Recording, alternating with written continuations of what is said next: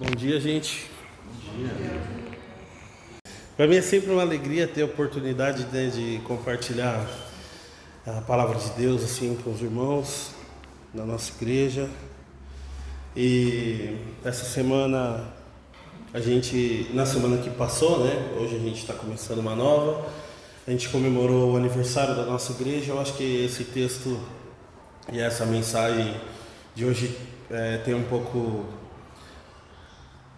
a ver com esse nosso momento como igreja, fazendo 120 anos de idade, né? Uma igreja histórica. Na sexta eu encontrei o Jota de manhã, a gente foi numa padaria e a gente, no caminho da minha casa, ele me buscou em casa, no caminho a gente passou na frente de um templo assim, de uma igreja bem grande, né? E uma igreja que nos últimos anos tem se desenvolvido bastante, assim, não é a nossa denominação, é outra. E ali a gente estava conversando sobre como algumas igrejas alcançaram assim um tamanho bastante grande, né? E a nossa, de fato, assim, é uma igreja que se desenvolve um pouco mais timidamente nos nossos dias. Ela já teve o seu momento assim de uma expansão muito grande, mas hoje ela tem esse crescimento um pouco mais tímido. Mas isso também, eu já conversei bastante com o Felipe também sobre essa diferença, né? De que as igrejas diferentes, elas conseguem conversar com pessoas diferentes em momentos diferentes. Eu acho interessante que, como parte da igreja presbiteriana independente, a gente tem a condição de identificar e de ter clareza acerca de quem nós somos, né? E que a gente possa encontrar um ambiente onde a gente de fato se identifica com a nossa igreja e com esse movimento que ela representa. Hoje a gente está se reunindo aqui nesse lugar e tantos outros domingos. É um ambiente onde a gente se encontra com pessoas que a gente pode de fato acessar. O nosso pastor é uma pessoa acessível, diferente de mega igrejas onde você tem um pouco mais de dificuldade. Entre nós, eu acredito que nós sejamos também pessoas acessíveis, e parte disso é o que nos identifica também, né? Essa maneira como a gente se comporta como uma igreja de pessoas que se encontram semanalmente, uma igreja de família, como foi falado na pregação na semana passada. Essa mensagem também tem a ver com o nosso contexto, com a realidade de igreja que nós somos aqui local, né? Esse projeto de plantação de igreja do qual a gente faz parte e que sobre o qual são lançadas muitas expectativas, tanto que partem de nós mesmos e expectativas que partem também de outras pessoas, porque de alguma maneira, como uma plantação de igreja, a gente representa um pouco desse futuro da nossa igreja que tem 120 anos, mas a gente também caminha olhando para como a gente vai se comportar diante da cultura, diante da sociedade e diante dos desafios que, como uma igreja nova, a gente está se propondo a encarar. Então, acho que o texto conversa com a gente nesses dois ambientes, como uma igreja histórica de 120 anos, comemorando seu aniversário, uma igreja que a gente se identifica com ela, e também com a nossa comunidade local que aponta para o futuro dessa esfera maior do reino de Deus. E é sobre o reino de Deus que a gente vai falar então nessa manhã, olhando para o texto que se encontra lá no Evangelho de Marcos, no capítulo 4, a gente vai ler os versículos do 26 até o 32.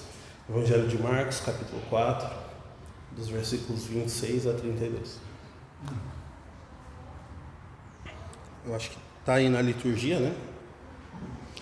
Esse texto na versão da Nova Tradução na linguagem de hoje. Como a gente vai falar sobre reino de Deus, eu gosto sempre de trazer algumas sentenças assim para que a gente se encontre no mesmo ambiente quando a gente fala quando a gente usa esse termo reino de Deus. O próprio Jesus usou, nas suas palavras nos evangelhos, várias figuras, várias comparações para falar sobre o reino de Deus, que é uma coisa que está acima da nossa capacidade de compreensão. A gente não consegue encaixotar esse conceito do que seja o reino de Deus, tampouco o que de fato seja o reino de Deus. Mas Jesus usou algumas coisas para dizer coisas sobre o reino de Deus e a partir disso tentar alcançar e tentar construir na cabeça dos seus ouvintes um jeito de entender o reino de Deus. Eu também queria fazer um exercício com vocês parecido com isso, para a gente entender um pouquinho o que nós estamos falando sobre o reino de Deus. Essas são algumas sentenças que eu uso repetidamente quando eu tenho a chance de pregar nas igrejas, né, e fazer essas mensagens. Talvez alguns de vocês já tenham ouvido, mas é essa tentativa de que a gente esteja na mesma página quando a gente falar sobre o reino de Deus. Por exemplo, o Evangelho segundo Mateus, em muitas ocasiões, ele, ao invés de falar de reino de Deus, ele fala de reino dos céus. Mas quando ele fala sobre reino dos céus, ele está querendo se referir a essa mesma coisa que nós estamos falando aqui. No final dessa reflexão, por exemplo, a gente vai cantar uma música que é da nossa banda, que a gente faz parte, eu, o Lucas, o Danilo, que está aqui, e outras pessoas também que não estão, né? Que fala sobre o céu azul. E no caso dessa música, quando a gente falar sobre céu azul que virá, nós também estamos falando desse reino de Deus que virá. Nós estamos falando de um céu, simplesmente uma coisa etérea assim, mas nós estamos falando do reino de Deus que se manifesta na terra. Por isso, então, a gente vai falar sobre o reino de Deus que chega a nós, trazido por Jesus Cristo. O reino de Deus no Antigo Testamento já vinha se manifestando como o reinado do Senhor através da nação de Israel, esse povo escolhido que manifesta a presença do reinado de Deus, mas Jesus é quem começa a falar na Bíblia sobre reino de Deus. É Ele quem nos traz esse reino de Deus. É Ele quem nos coloca como participantes e conhecedores dessa realidade que é o reino de Deus. É o Espírito Santo, quando ele nos convence da realidade que está sobre a humanidade do pecado e sobre o arrependimento e sobre a graça salvadora. O reino de Deus, portanto, é essa realidade que nos chama para a vida do eterno ainda hoje. O reino de Deus é uma realidade que nos chama para a vida do eterno ainda hoje. É uma realidade que inverte os valores desse mundo. É uma realidade que faz sentido em qualquer tempo e espaço na história da humanidade, justamente porque se baseia em elementos que são eternos, que vêm do alto. É uma realidade que ressignifica tudo, a partir do amor com que Deus nos amou primeiro e através do qual a gente pode amar uns aos outros, mas primeiro a gente pode amar a Deus sobre todas as coisas, porque dele, por ele e para ele são todas as coisas. O teólogo Leonardo Boff, ele fala o seguinte sobre o reino de Deus: contrariamente ao que muitos cristãos pensam, o reino de Deus não significa algo que é puramente espiritual ou fora desse mundo. O reino de Deus é a totalidade desse mundo material, desse mundo espiritual e humano, que é agora introduzido a ordem de Deus, a totalidade de todas as coisas introduzidas agora à ordem de Deus. Então vamos ler o texto lá do Evangelho de Marcos, capítulo 4, do 26 até o 32. Jesus disse: o reino de Deus é como um homem que joga semente na terra. Quer ele esteja acordado, quer esteja dormindo, ela brota e cresce, sem ele saber como isso acontece. É a própria terra que dá o seu fruto. Primeiro aparece a planta, depois a espiga e mais tarde os grãos que enchem a espiga. Quando as espigas ficam maduras, o homem começa a cortá-las com a foice, pois chegou o tempo da colheita. Jesus continuou: com que podemos comparar o reino de Deus? Que parábola podemos usar para isso? Ele é como uma semente de mostarda, que é a menor de todas as sementes, mas depois de semeada, cresce muito, até ficar a maior de todas as plantas. E os seus ramos são tão grandes que os passarinhos fazem ninhos entre as suas folhas. Palavra de Deus. Senhor, em nome de Jesus, nós queremos te pedir que o Senhor ilumine o nosso coração, que a gente consiga entender o que a tua palavra tem para nos revelar. Em nome de Jesus. Amém. Aqui Jesus faz uso das comparações para orientar os seus discípulos sobre essa manifestação do reino de Deus na terra. Faz sentido a gente pensar que as pessoas que conviviam com Jesus, principalmente os discípulos, e as pessoas que conviviam com ele e obedeciam a esse... Aliás, faziam parte da religião judaica, né? Elas tinham a expectativa de um Messias. E a expectativa de um Messias construía nelas conceitos sobre como seria esse Messias. E parte do que o Messias vinha para fazer era estabelecer um reino de Deus na terra. Estabelecer esse reinado de Deus que já tinha começado a ser estabelecido através da vida da nação de Israel, o povo escolhido de Deus, e que a partir dali, a partir da chegada do Messias, se completaria, né, na terra de alguma maneira. Então essa era a expectativa deles, né? E é claro, faz sentido a gente pensar que essa expectativa é de que Jesus, fazendo muitos sinais entre as pessoas que estavam com ele, operando milagres, ele ia construindo uma espécie assim de popularidade, ele ia arrebanhando pessoas e construindo um ambiente onde em algum momento ele seria declarado rei, onde em algum momento esse reinado começaria e onde em algum momento ele ia tirar uma força de algum lugar para se sobrepor ao Império Romano. Então, essa era a expectativa, né? De que alguma coisa ia virar o jogo de fato para as pessoas que estavam convivendo com ele. Mas o que a gente vê é Jesus frustrando meio que essa expectativa deles e colocando e apresentando através dessas comparações uma realidade bem diferente dessa esperada pelas pessoas que aguardavam a vinda do Messias. E a partir dessa exposição que Jesus faz, dessas comparações, para mostrar como se manifesta o reino de Deus, é que a gente também vai refletir e entender algumas coisas que podem fazer sentido para nós como comunidade do Senhor hoje e como pessoas que confessam o Senhor Jesus como nosso Salvador e Senhor de fato das nossas vidas. Para isso a gente vai passar por 3 pontos aqui para a gente conseguir conduzir o nosso raciocínio. O primeiro deles é que o reino de Deus se manifesta de maneira individual. O segundo é que o reino de Deus ele tem uma manifestação ordenada. E o terceiro ponto é que ele é um reino de Deus que se manifesta de maneira comunitária, individual, ordenada e comunitária.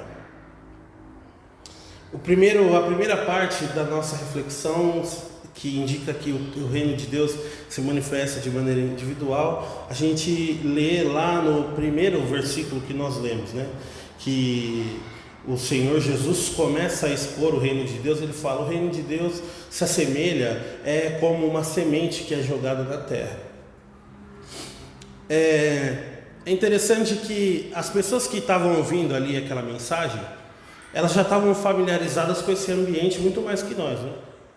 Quando a gente consome grãos, quando a gente consome essas coisas que vêm da terra, a gente compra no mercado, né? Eles plantavam ou compravam, ouviam plantações, eles estavam muito mais familiarizados do que a gente com essa vida do campo, com essa vida de agricultor e tal. Para quem é um agricultor, é comum pensar em plantações e não especificamente em plantas. não especificamente uma semente, mas uma plantação inteira.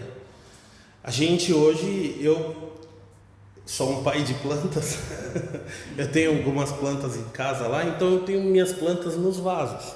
Tem vaso que tem mais de uma planta, mas tem vaso que tem uma plantinha só. Então faz um pouquinho mais de sentido para mim olhar para uma planta. Mas para os ouvintes de Jesus fazia muito mais sentido olhar para plantações. E o que Jesus faz aqui nesse momento é dar um zoom e fazer assim, peraí, vamos parar para pensar nessa semente aqui. Vamos olhar para esse momento aqui. O reino de Deus se assemelha com isso. E aí ele dá um zoom ótico na cabeça das pessoas ali, ele constrói a imagem de alguém que está olhando exclusivamente para uma semente. E aí ele vai dizendo as coisas que ele vai dizendo. O reino de Deus se assemelha a uma semente que é plantada na terra. O homem não sabe como, quem plantou não sabe como essa semente se desenvolve, mas ela cresce, ela se desenvolve e a seu tempo ela dá o fruto sem ele saber como. O que Jesus faz é esse movimento de olhar para uma planta especificamente. Os ouvintes de Jesus são familiarizados com plantações e é interessante como ele chama a atenção para a imagem de uma semente. Jesus aponta para o reino de Deus que se manifesta no íntimo de cada coração. Um pouco antes dessa exposição, Jesus tinha dado o exemplo a parábola do semeador que vai lançando sementes, né? E que vai lançando sementes pelo caminho. E nessa parábola a gente percebe que a terra onde a semente cai, o lugar onde as sementes caem, são comparadas ao coração das pessoas que recebem a mensagem do Evangelho. E aqui é mais ou menos isso que Jesus está fazendo novamente. Ele está deixando claro que o reino de Deus faz isso com a gente. Ele se manifesta individualmente para aquelas pessoas que têm interesse nele, para aquelas pessoas que se abrem para ele. Jesus está falando especificamente com cada uma daquelas pessoas que está ouvindo, dizendo, olha, o reino de Deus é como uma semente, o reino de Deus se manifesta individualmente, pessoalmente, o reino de Deus se manifesta a nós, trazendo clareza e novos significados para a nossa vida de maneira individual. O segundo aspecto da mensagem de Jesus é que o reino de Deus se manifesta de maneira ordenada, misteriosamente. Isso a gente vê lá no versículo 27 até o 29. Misteriosamente a semente brota e cresce. Primeiro a planta, depois a espiga e mais tarde os grãos. Por mais que a gente tenha dificuldade em enxergar dessa maneira, a verdade é que o desenvolvimento do reino de Deus no tempo se orienta por um vetor exclusivamente, que é o vetor do crescimento. De novo, voltando para aquela situação da introdução, né, que eu falei, a gente faz parte de uma igreja que é centenária, que tem 120 anos, mas que não é uma igreja com tanto poder político, ou com tanta representação, ou com tanto dinheiro quanto outras igrejas. Mas de alguma maneira o reino de Deus tem se manifestado no nosso meio. E a verdade é que o vetor do reino de Deus é sempre do crescimento. Às vezes a gente não consegue enxergar e diante de algumas derrotas que a gente sofre, a gente acha que o reino de Deus está oscilando. Mas na verdade o vetor do reino de Deus é o crescimento. A ordem que Jesus usa para falar sobre o reino de Deus é essa. Primeiro a semente, depois a planta, depois a espiga e depois os grãos. A ordem é o crescimento. E vale lembrar que o próprio Jesus foi quem estabeleceu essas coisas todas na criação. Ele está falando de coisas assim simples, mas ele está falando de coisas que são reais a partir da realidade que ele próprio estabeleceu na fundação do mundo.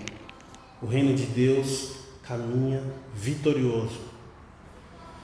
E se a gente não consegue sempre identificar esse reino de Deus que caminha para o crescimento, talvez exista necessidade para cada um de nós e para a nossa vida de que a gente faça um esforço de se alinhar um pouco mais com essa realidade do reino. Eu não quero dizer que a gente vai viver só de vitória em vitória, né? A gente vai sim na nossa vida oscilar. mas a gente pode compreender no meio disso tudo, de todas as oscilações pelas quais a gente vai passar, que o vetor do reino de Deus é sempre esse do crescimento. É um reino vitorioso, e diante desse reino vitorioso, a atitude mais sábia que nós podemos ter é nos submeter a nossa agenda, a essa realidade do reino de Deus. O terceiro ponto é que o reino de Deus se manifesta, além de uma maneira particular, pessoal, além de ser um reino de Deus vitorioso, ele é um reino que se manifesta também de maneira comunitária. E para isso Jesus segue dando exemplos sobre o que é o reino de Deus. Na segunda comparação, ele nos convida para a imagem da semente de mostarda, que depois de semeada cresce até se tornar a maior das hortaliças. O reino de Deus se manifesta no íntimo dos corações, se desenvolve sempre crescendo, mas ele ganha uma proporção de grande. Ele se manifesta grandioso nessa terra quando ele se torna capaz de servir aos outros. A grandeza do reino de Deus, e esse é o lance de como Jesus está explicando as coisas para os seus ouvintes, de como ele frustra a noção de um reino que se estabeleceria se sobrepondo ao Império Romano, ou se sobrepondo aos outros povos vizinhos que talvez tivessem inimizade com o povo de Deus.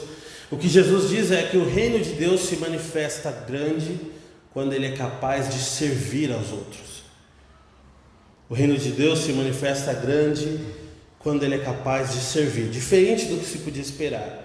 A imagem proposta por Jesus rechaça a ideia de um reino grande por suas conquistas poderosas ou por sua imposição e superioridade.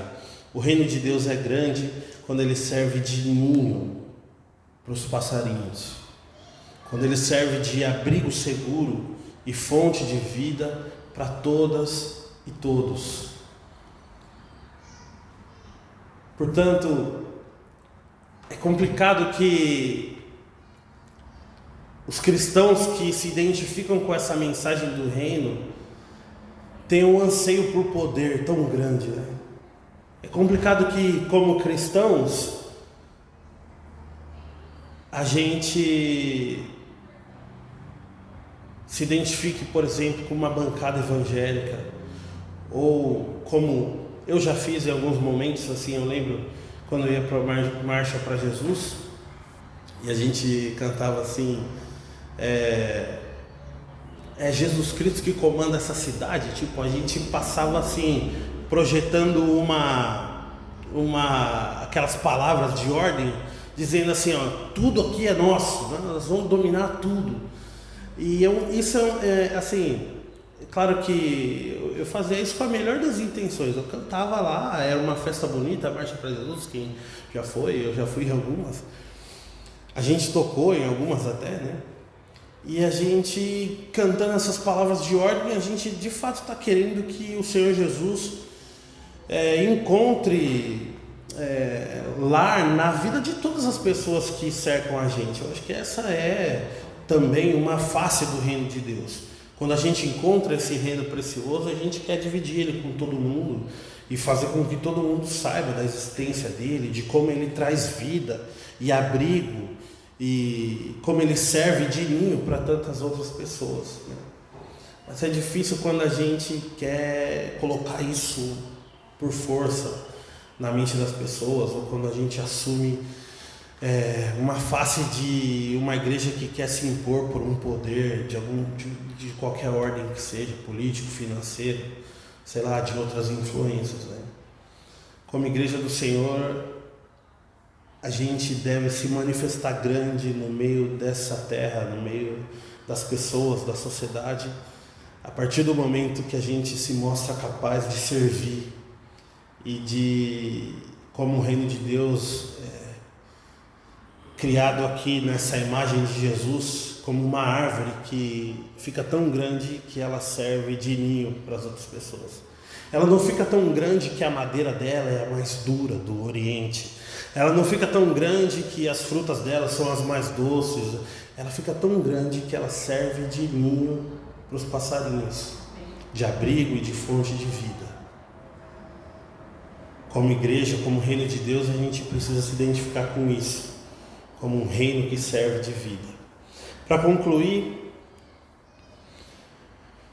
eu queria dizer o seguinte, que no texto que nós lemos, Jesus compõe essa imagem do seu reino a partir de elementos da natureza, da ordem natural das coisas.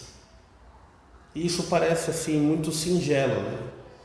Isso parece pequeno, parece um zoom, parece que a gente está falando de um reino sem muito poder, ou de uma igreja sem muita ambição. Mas vale lembrar que Jesus, Ele próprio, foi quem estabeleceu a ordem de todas as coisas. Porque Ele é o Alfa e Ele é o Ômega. Ele é o princípio e o fim de todas as coisas. E é interessante como o texto do Evangelho de Marcos segue e apresenta para nós um Jesus que é um pouco paradoxal. Porque se a gente seguir lendo esse texto, que nós lemos até o versículo 32, a gente vai ver lá no versículo 38 uma situação bem diferente dessa que Jesus está apresentando aqui. Depois que ele disse essas palavras e fez essas comparações sobre o reino, o Evangelho de Marcos conta que ele pegou um barquinho e foi pelo lago de Genezaré e ele estava indo para outra margem do lago. Durante essa viagem de barco, veio uma forte tempestade e as ondas começaram a balançar o barco para lá e para cá. E gente, eu sou meio medrosão assim com o mar, eu não sei nadar. Eu sei nada, se me jogar numa piscina funda eu me viro, mas no mar assim eu sou um pouco medroso, eu não sei vocês. Mas aqui a gente está falando de pessoas que viviam da pesca, gente que estava habituado a esse lago, gente que conduzia essas embarcações. As pessoas estão desesperadas no momento porque a tempestade é tão grande e o vento está jogando o barco de lá e para cá, e Jesus está dormindo lá no cantinho dele no barco. E o que a gente vê no versículo 38 do mesmo texto que a gente leu é o seguinte, que alguém chega e fala: mestre, nós vamos morrer, o senhor não se importa com isso? Então ele se levantou, falou duro com o vento e disse ao lago: silêncio, fique quieto. O vento parou e tudo ficou calmo. Gente, isso aqui vê como isso é paradoxal, né? A gente está falando de um Jesus que está falando sobre sementinhas, que está falando sobre plantação, que está falando sobre como o reino de Deus se manifesta através da paz, como o reino de Deus se manifesta através de servir de vida e de ninho para as pessoas. Mas em seguida esse mesmo Jesus, que é um homem andando entre as pessoas, um homem que está sujeito ao descrédito de algumas pessoas, inclusive. Algumas pessoas ouviam o que ele falava e falavam: será mesmo esse cara? A gente já viu outros profetas se levantarem, a gente já viu outras pessoas também falando. Mas aqui, nesse momento, Jesus mostra uma autoridade sobrenatural, a ponto de que as pessoas, os discípulos cheios de medo, diziam uns aos outros: que homem é esse que manda até no vento e nas ondas? Eles estavam convivendo com Jesus, mas de repente eles falam: quem é esse cara? Quem é esse cara? De onde ele veio? Que poder é esse? De fato, que poder é esse? De alguém que fala duro com o mar, de alguém que fala duro: fique quieto, e as coisas se aquietam. Esse é o nosso Deus poderoso. Que essa mensagem nos sirva de inspiração, como uma semente da igreja que nós somos, também como uma palavra de ânimo para nós, enquanto uma igreja histórica comemorando os nossos 120 anos, né? que esse reino de Deus se manifeste em nós individualmente, se manifeste crescendo como Ele sempre cresce, que a gente consiga alinhar a nossa vida à realidade do reino e que, como igreja, a gente consiga manifestar esse caráter comunitário do reino, de uma igreja de pessoas que se tornam grandes a partir do momento que são capazes de servir o mundo, de receber outras pessoas e de gerar vida, proteção, cuidado. Então que a gente tenha também em mente, né, quando a gente se tornar uma igreja muito maior, né, que a nossa grandeza se manifeste através desse cuidado, através dessa condição de servir de ninho para os passarinhos.